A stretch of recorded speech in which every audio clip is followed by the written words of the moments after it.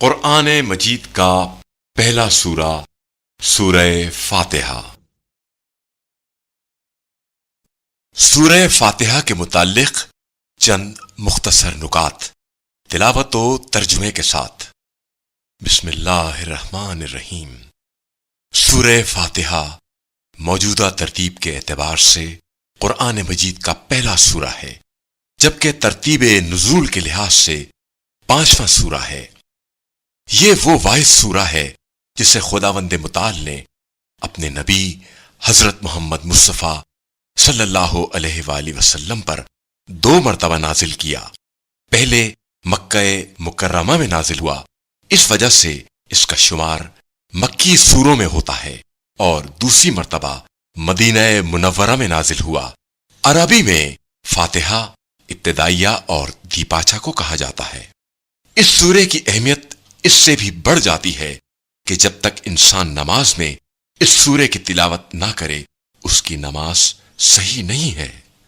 سورہ حمد وہ سورہ ہے جس میں ہر بیماری کے لیے شفا موجود ہے، اور اس کے ناموں میں سے ایک نام شفا بھی ہے، جو اس بات کی طرف اشارہ کرتا ہے کہ اس میں موت کے علاوہ ہر بیماری کے لیے شفا موجود ہے۔ آیت نمبر 3 میں رحمان سے مراد اللہ تعالی کی عام رحمت ہے، جو دوست و دشمن، مومن و کافر سب کے لیے ہے، یعنی اس کی بے حساب رحمت کی بارش سب تک پہنچتی ہے۔ رحیم سے مراد اللہ تعالی کی خاص رحمت ہے، جو اس کے مطیع، صالح اور فرما بردار بندوں کے ساتھ مخصوص ہے، یعنی اللہ کے یہ بندے ایمان اور عمل صالح کی بنا پر اس رحمت و احسان خصوصی کے مستحق قرار پائے ہیں۔ آیت نمبر 5 میں اللہ ہی کی عبادت اور اسی سے مدد طلب کرنے کا ذکر ہے۔ اس کے ذریعے عبادت و بندگی کی طرف جس خوبصورت انداز میں اشارہ کیا گیا ہے، حقیقت میں ان اشاروں کے ذریعے توحید کی تمام اقسام کو بیان کیا گیا ہے۔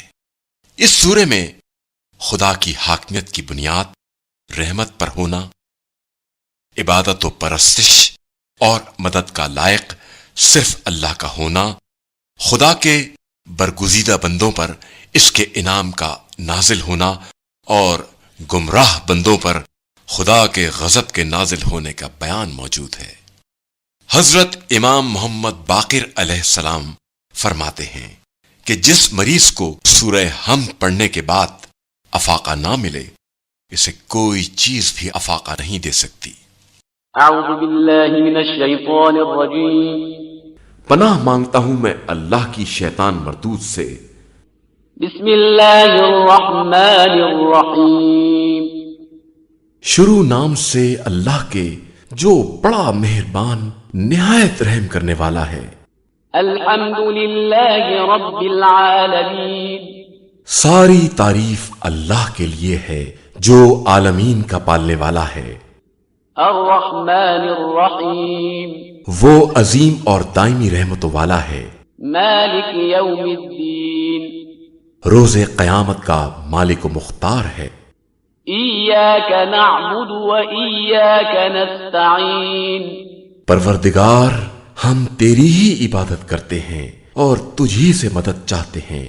اہدنا الصراط المستقیم۔ ہمیں سیدھے راستے کی ہدایت فرماتا رہ۔ صراط الذین انعمت علیہم غیر المغضوب علیہم ولا الضالین۔ جو ان لوگوں کا راستہ ہے جن پر تو نے نعمتیں نازل کی ہیں، ان کا راستہ نہیں جن پر غضب نازل ہوا ہے یا جو بہکے ہوئے ہیں۔